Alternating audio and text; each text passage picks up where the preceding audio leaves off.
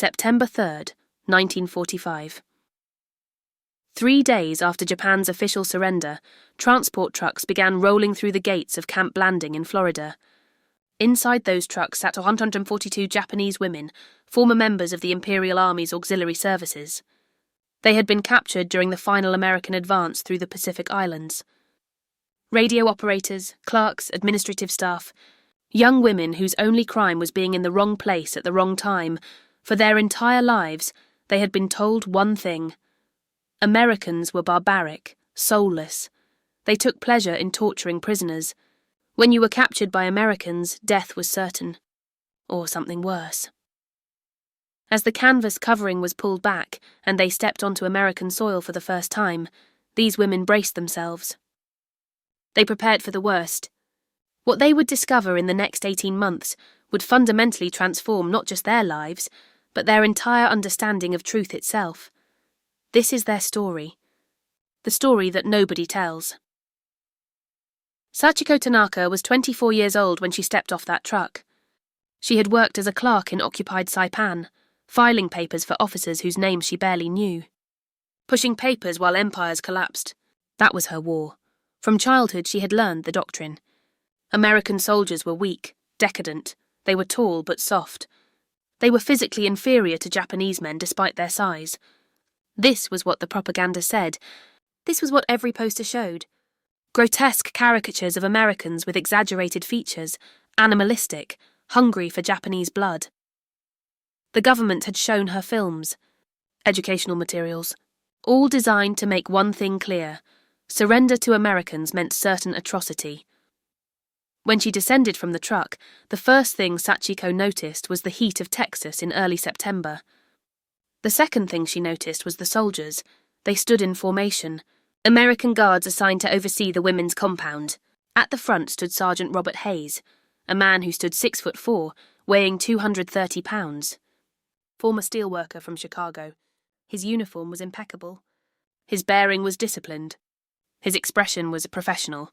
That was the shock, not cruelty. And not savagery, not hunger in the eyes. Professional military bearing, order, discipline, structure.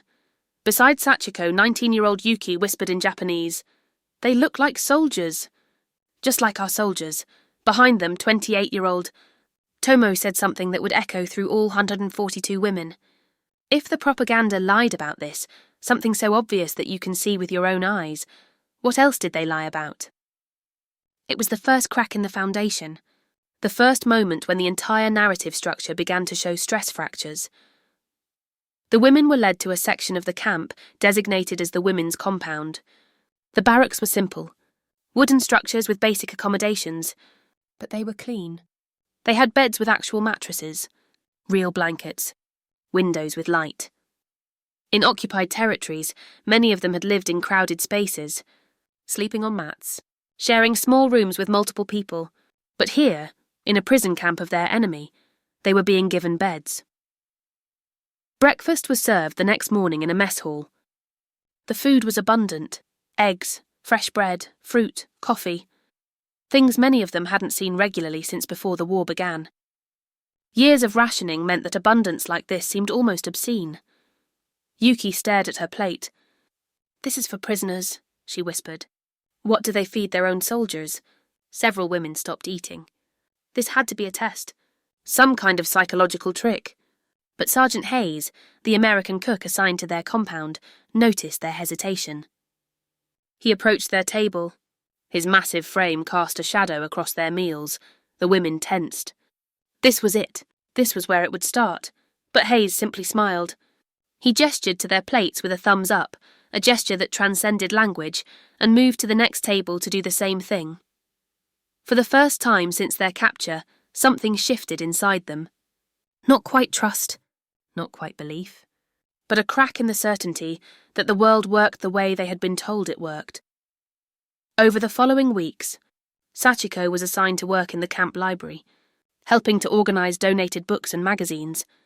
It was there she met Captain James Morrison, an education officer from Massachusetts in his early 30s. He had been tasked with developing a re-education program for German and Japanese prisoners. Morrison spoke slowly to her, using simple English phrases and hand gestures, Over the following weeks, he visited during his rounds, always asking questions, always encouraging her to practice English. He treated her not as an enemy or a prisoner, but as a person trying to learn. One afternoon, after nearly a month at the camp, Sachiko gathered the courage to ask him something that had been troubling her. "Captain," she began in halting English, "before we come here, propaganda say Americans are bad people, barbaric, but here, everyone is kind. Why?" Morrison sat down with her. He brought himself to her eye level. "Because," he said slowly, "propaganda makes people into ideas instead of people. When you make someone an idea instead of a person, it becomes easy to hate them. Easy to hurt them. But when you see a person," he gestured between them, "it becomes much harder." Sachiko absorbed this. The simplicity of the statement, the fundamental truth of it. "In Japan," she said quietly, "we were taught that seeing the enemy made you weak." "In America," Morrison replied, "we're learning that seeing the enemy as human is the only thing that makes us strong." November 1945 arrived. Captain Morrison made a proposal that would divide the camp leadership, include the Japanese women prisoners in the Thanksgiving celebration. Some officers objected immediately. "These are the enemy. We lost men fighting them." But Morrison argued for something radical. Understanding could only come through shared humanity. The camp commander, surprisingly, agreed. On Thanksgiving Day, the mess hall was transformed. The women were served turkey, stuffing, cranberry sauce, vegetables, pie, food that American soldiers were eating, food that civilians back home were eating. Tomo stared at her plate with something approaching disbelief. The abundance was overwhelming. How could a country that was supposedly weak and failing feed its prisoners this way? Not just feed them well. Feed them the same food their own soldiers were eating.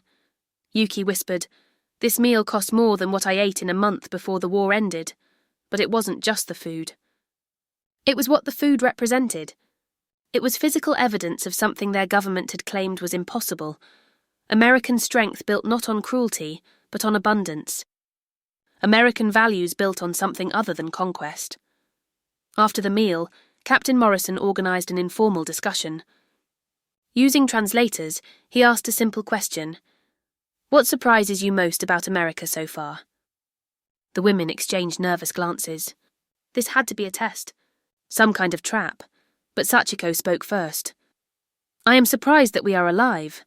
The honesty of that statement hung in the air. Yuki continued, "I thought when I was captured I would not survive. But here I have survived, and I have been treated as a person." One by one, women shared their observations. The food, the safety, the fact that guards smiled sometimes, that they weren't beaten, that when they were ill, they received medical care. But beneath these surface observations was something deeper. A growing realization that everything they had been taught about their enemy was fundamentally dishonest. Designed to make them obedient. Designed to prevent them from asking hard questions. December brought snow to Florida, unusual and shocking to women who had never experienced it before. A group including Sachiko was outside during a recreation period when snowflakes began to fall. Tomoe reached out and caught a snowflake on her palm. It melted instantly. "In Japan," she said, "my mother told me that snow is a gift from heaven, that each snowflake carries a wish." Sachiko caught her own snowflake. "What would your wish be?" Tomoe was quiet for a long moment. "That this moment, this strange, impossible moment where I am alive and safe and watching snow fall, that I would remember this forever, so that I never again believe lies about other people." It was in that moment that Sachiko understood something fundamental. They had already changed. They were no longer the women who stepped off that truck in September. They were no longer enemies. They were witnesses. January 1946 brought difficult news. The American military began showing documentary. Footage of the liberation of camps in Europe and Asia. Footage that showed the systematic machinery of death that the Japanese military had created in occupied territories. Some of the women at Camp Blanding had served in those territories. They had filed paperwork. They had taken orders. They had been part of a system, even if unknowingly, that had committed atrocities. Captain Morrison arranged for the women to view the footage if they chose to. He warned them it would be difficult. Many chose to watch. Sachiko watched images of suffering she couldn't reconcile with the kindness she had been shown. Camps, executions, systematic death. People wearing uniforms like the ones she had worked alongside inflicting this suffering. When the footage ended, she sat in silence for a long time. That evening, she approached Captain Morrison with a question that haunted her. "How can you be kind to us after we were part of something so terrible?" Morrison sat with her in the quietness of the library. "Because," he said finally, "you are not responsible for what you didn't know. But now you do know. The question is, what will you do with that knowledge?" That evening the women gathered in their barracks. Tomoe spoke what they were all thinking. If they lied about how strong Americans were, if they lied about Americans being barbaric, what else were they lying about? What did we participate in? What are we guilty of? Yuki's voice was small. "I don't know if I can forgive myself for not knowing." Sachiko had been silent through most of the discussion. Finally she spoke. "We were children when this started. We were taught to obey, not to question. We were told that obedience was patriotism. We couldn't know what we weren't allowed to know." "But now we do know," Tomo said, "and we have to live with that." After several nights of wrestling with this cognitive dissonance, Sachiko came to a conclusion. We have been treated with humanity by people we were told to hate. That humanity has shown us the truth about ourselves and our government. The only way to honour that is to carry that truth forward. To never again accept lies about other people. To never again let ourselves be made into tools of hatred. The women sat in darkness, each processing in her own way the uncomfortable realisation that their entire worldview had been built on deception. The women's time at Camp Blanding came to an end in early IFI, 1946. Many were eventually repatriated to Japan. Others found ways to remain in America, sponsored by families or organisations who believed in their transformation. But regardless of where they ended up, they carried with them the same realisation. The journey from enemies to people required only two things: proximity and kindness. When people actually encounter each other as human beings, when they share meals, exchange stories, experience vulnerability together, the propaganda falls away. The lies become obvious. The differences become less important than the similarities. Years later, when asked what changed everything, Sachiko would say, "It wasn't any one moment. It was all the moments. Every kind gesture, every smile, every meal, every conversation. They showed us without words that we were wrong about them, and in showing us we were wrong, they gave us the chance to become right, to become human again." The Japanese POW women of Camp Blanding became ambassadors of an unexpected truth, that enemies can become people. That transformation is possible even after years of hatred. That kindness is more powerful than any propaganda. Their story reminds us that the greatest power we possess is not military or political. It is the simple power of treating each other as human beings, of seeing the person in front of us, instead of the idea we've been taught to believe. If you found this story meaningful, please like and subscribe to learn more about the forgotten voices of history.